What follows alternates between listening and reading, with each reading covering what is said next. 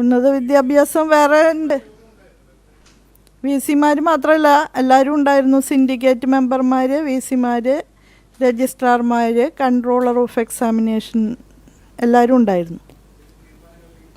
തീരുമാനം അവർ അതാത് യൂണിവേഴ്സിറ്റി തലത്തിൽ ഒന്നുകൂടി ഇത് പുനഃപരിശോധിച്ച് രജിസ്ട്രാർമാരുടെ സമിതി കൂടി ഒരു നിർദ്ദേശം എനിക്ക് തരാനായിട്ട് പറഞ്ഞിട്ടുണ്ട്. അതാത് സർവകലാശാല പുനഃപരിശോധിക്കാൻ നിർദ്ദേശം കൊടുത്തിട്ടുണ്ട്. അതാത് സർവകലാശാല തലത്തിൽ തന്നെ അവർ കൂടി ചേർന്ന് ഒരു നിർദ്ദേശമുണ്ടാക്കി അത് രജിസ്ട്രാർമാരുടെ സമിതിയിൽ വെച്ച് ഒരു ഏകോപിത തീരുമാനമാക്കി തന്നതിന് ശേഷം വിദ്യാർത്ഥി സംഘടനകളെ കൂടി വിളിച്ച് സംസാരിച്ച് ഫീസിൻ്റെ കാര്യത്തിനായിരുന്നു.